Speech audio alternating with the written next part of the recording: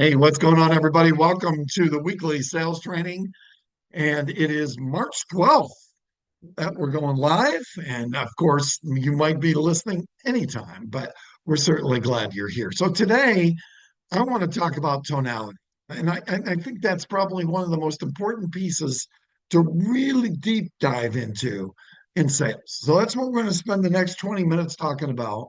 Now, I don't know if you've ever had an opportunity to study a program called neuro linguistic programming. You ever heard of that before? What's neuro linguistic programming? Where neuro is the brain, linguistics is the coming together, the communication, programming is the two together. So it's neuro linguistics communication programming. So why would NLP or neuro linguistic programming be important in sales? Because what we know is there's certain things psychologically about sales that if you know these pieces, you can go deeper as a salesperson, have more skills as a salesperson, and be more effective. Makes sense? All right. So that's what we're going to talk about today. And I'm excited to share that with you and to go over that. So let's rock and roll. And what I want to talk about today is tonality. But before I do that, let me talk to you a little bit about NLP and some of the basic pieces of NLP that you've heard of before. We're going to deep dive in other courses and videos, but I want to at least give you an overview. NLP actually was founded by a guy named Richard Bandler and John Grinder. Give you a little quick history here. Bandler and Grinder were professors at a university in Santa Cruz, California, called the University of California, Santa Cruz. And these two hippie dudes started studying in altered states the way the mind worked. And what they found in their altered state, I won't go into that too much, is how to connect with people and how to build rapport with people.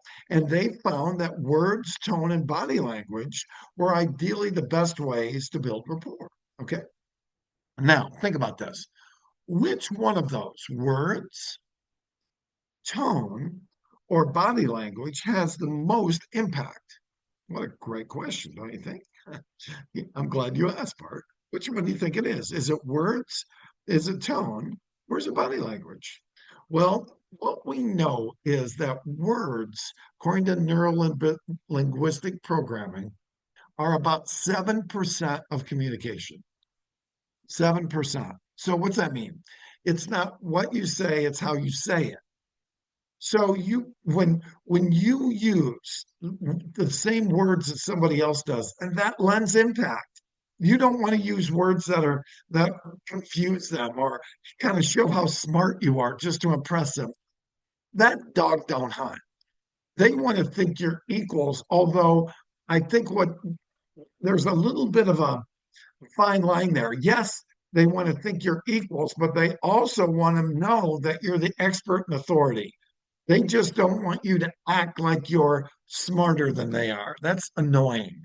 When a doctor acts like they're smarter than you are, that's flat out poor bedside manner.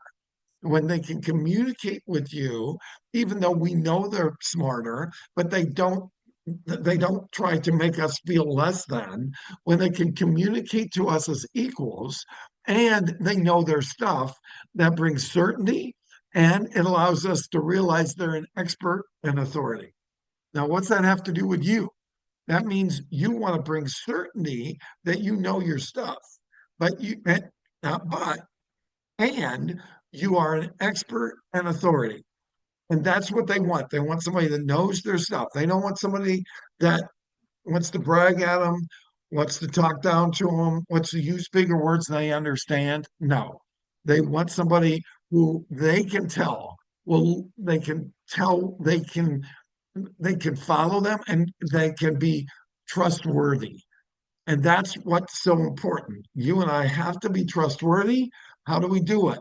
Through equal words, through mirroring their words, and the other things we mentioned. So words again are important, but on the scale, they're the least important. They're about 7% of communication. Okay. The next one is tonality. Tonality is 38% of communication. You remember when you were a kid and you're in the backyard and Maybe you were told to clean your room and you didn't do it. And your mom came out to the back porch and said, Johnny, you knew when she called you Johnny, because your name's Bob, that you were in trouble. And you knew by that tone that, uh-oh, I'm in the doghouse. I don't know about you, but I have an incredible marriage to an incredible woman. And when I give her tone, she doesn't like it very much. If I act like I'm bothered by her asking me a question, uh-oh, don't do it. Tone can kill rapport. And it's so important to make sure that we mirror and match the rapport of the person that we're communicating with. Does it make sense? Okay. And the next one is body language. Now, body language is 55% of communication. If you're standing there with your arms crossed and looking down on somebody, that can be intimidating. If you act like you're passive and the other person is more aggressive, that can make them feel like I'm not confident in this person. We'll talk a whole lot more about neuro-linguistic programming, and we're going to talk a whole lot more about body language going forward. But today is my favorite.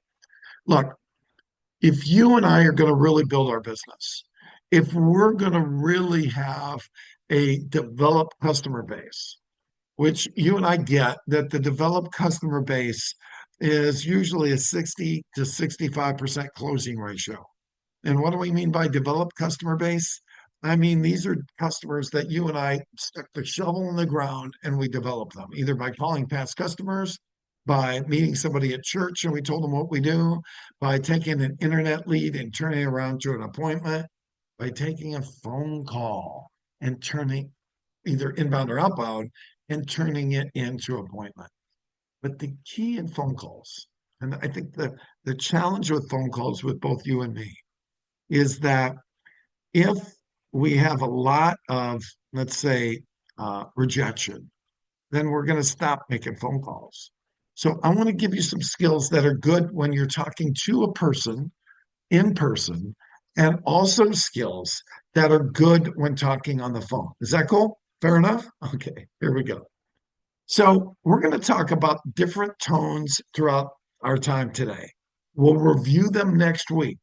They might be a little foreign to you. So I'm going to spend some time really getting you to understand them and helping you understand them. And I will also say to you, we might not get through all of them today in our time. It's okay. Again, we'll be going through this until we get done with them.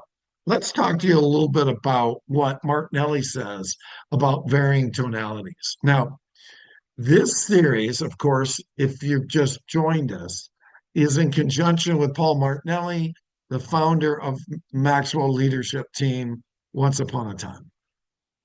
This content comes from superstar salespersons like Chris Voss, who is a former hostage negotiator. Also from Robert Cialdini, who wrote the book Influence, and a lot of this content's from him. Also, Jordan Belfort, if you remember Jordan from The Wolf of Wall Street, a lot of this content's from him. So understand what I'm doing here is taking Martinelli stuff that he used to build a 55,000 person client base with the Maxwell leadership team from nothing with his sales force and taking the same techniques and I'm sharing them with you.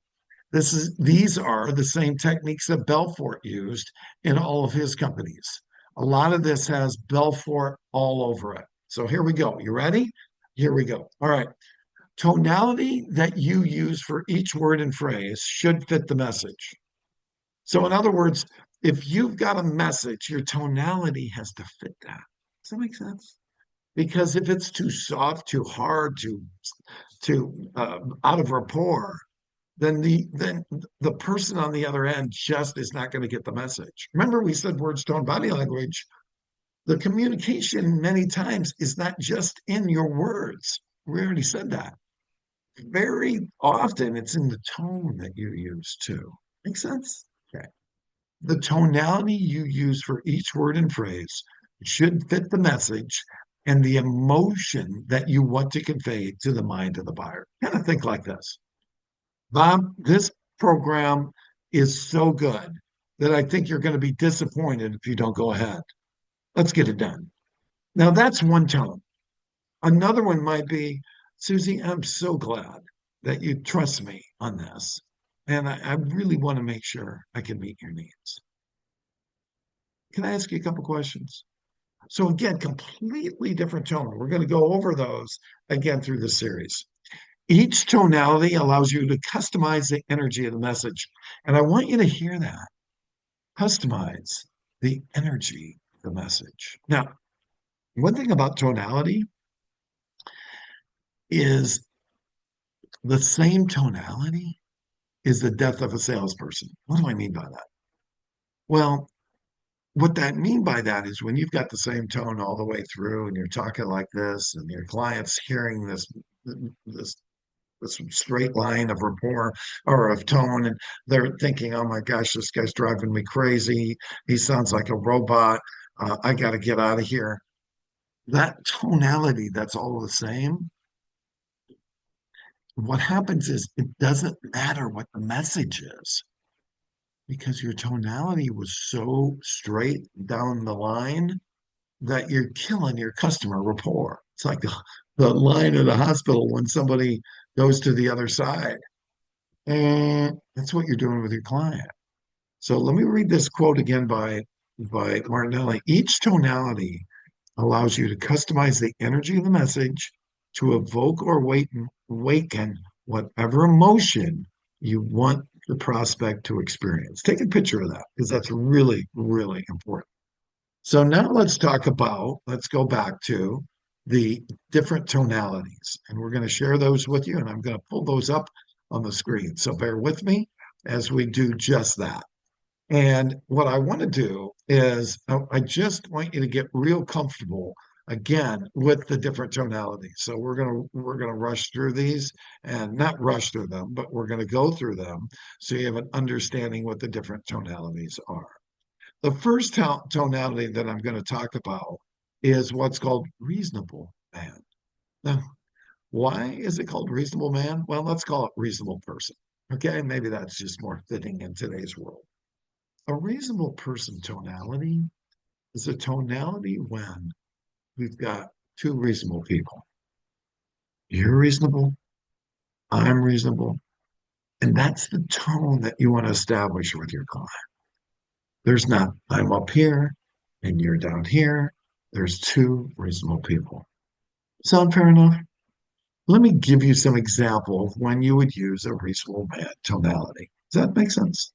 Let me show it to you. Okay. One way to use a reasonable tone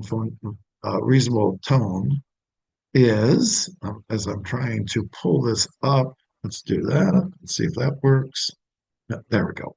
So let's see if it'll go to the next page. Perfect. Thank you. Okay. One phrase that you might want to use, and we talked about it last week, is the phrase or question, sound fair enough?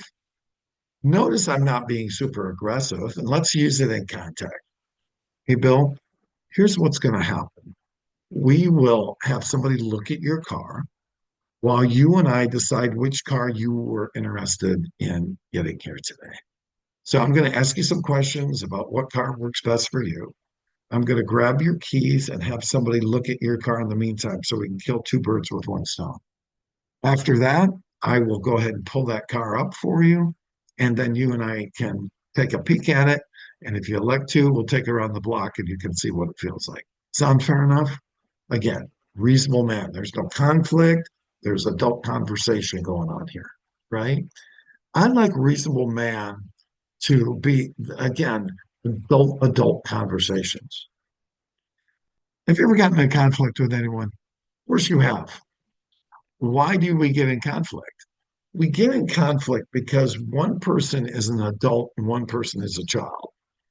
And when you've got somebody who might feel like somebody else is talking to them like they're a child, that can create conflict. Of course, it's a lot deeper than that. That's a big piece and big reason why we get into conflict. The reasonable man isn't that at all. It's two adults having a conversation. And you'll notice my tone. It's just soft. It's not so aggressive. If you've hung out with me enough, especially on the series that we're doing here, or in my training classes, or on my learning management system, I'm a high energy guy. Man, I like to bring it. I like to go fast. I like to give you a lot of information. I like to practice. I like to make sure you got it. I'm pretty intense. And you'll notice I've completely mellowed out. I'm chill out. I've changed my tone. Remember, sameness is the death of a salesperson. Move your tone around. Now, think about this. This is really important to keep this in mind. How do you know what tone to use? Well, we'll talk about this with body language as well, but pay attention to the tone of the person that you're dealing with. Let's say Susie is the person you're dealing with, and Susie has more of a softer tone. Then what you should do is pace that tone. What do we mean by pace that tone? Use the same tone that Susie uses. If she's soft and has maybe she stretches out her S's a little bit, then you would stretch out your S's a little bit. Maybe she talks a little bit quicker and you talk a little bit quicker. But you're using a tone that mirrors what Susie is doing in her tone. Does that make sense? Pay attention to it. Slow it down if you need to. Speed it up. That's pacing. You're pacing the tone of the person that you're dealing with. Okay. Now, in building rapport, you're going to pace, and then you're going to lead. Let me explain. I have again, a very high intensity tone about me. I was doing a sales meeting with a bunch of managers at 8 o'clock in the morning on a Tuesday morning in Columbia, Missouri, at a Honda dealership. I knew these folks; these are my people. So I figured I already had rapport. I've already done one-on-ones with them. I had done groups with them. This particular morning, I am just on fire. I am just rolling. And I've got great content. I'm jacked up. You probably heard me be that way. And I started looking around the room because what happens with me when I get going, when I get intense, my tone tends to level out. It doesn't go up and down. It doesn't, it stays the same pretty much the whole time, but I'm jacked up. I'm on fire. I know my content's fantastic. And I'm going and going and going. And I started looking at my audience and I realized a couple of them were starting to fade. And I saw eyes starting to close. And I thought, I am not getting through. I looked around the room and it was not just one or two, it was almost the whole group. It's like, dude, did you not drink your coffee this morning? And what I realized was I'd broke rapport. I'd walked in there thinking I knew these people and I didn't build rapport with them. And what happened was I realized I had sameness going on. I had to change my tone. So I started dropping my volume. I started talking quieter. I slowed down. And all of a sudden, it was almost like they were shaking. They shook. They were shaking. And they went, and they kind of woke up and they had to pay attention to what I was saying. And because I changed the tone up, they started to listen to me. Now, I will tell you, if you do reasonable man all the time, that reasonable person all the time, then what you'll find is that you're going to lose them too because you're going to put them to sleep. But it's a great way to connect if you need to, and it's a great way to have an adult conversation. Does that make sense? Another phrase, as you can see on the screen, is Susie, do you mind if I ask you a few questions? And when you do that, again, use the tone. We're reasonable people. I want to gather some information from you to be the best I can for you. Susie, do you mind if I ask you a few questions? Now, also, you could, and we talked about this last week, you could just say it this way: Susie, let me ask you a few quick questions. Again, mellow, reasonable person, two reasonable people having an adult conversation. Make sense? Okay, good. The next one, and I did not write these, I did not coin them. I don't, it used to be reasonable person was reasonable man, but they changed it to reasonable person. Now, this one is the man of mystery tonality. Now, what do we mean by the man of mystery? Have you ever watched like uh, a detective show? Where that there's that person maybe in the alleyway that's real sneaky, and they're the person of mystery. That's what this tone is. It's fun. You're calling a client. You maybe they're a past customer, maybe there's somebody who put a lead in, and you're going to come from the person, the man of mystery tone. Here's how that sounds. Is Bob there? Hi, Bob. This is Bart over at ABC Motors. The reason for the call, it's almost like you've got a secret and you want to share it with them. The reason for the call, and your voice drops a little bit. It's like maybe they better listen to this. Let me try that again. Is Bob there? Hey, it's Bob. Bob, this is Bart over at ABC Motors. Bob, the reason for the call, drop your voice, act like you've got a secret. And that secret is something that only you and them are going to discuss.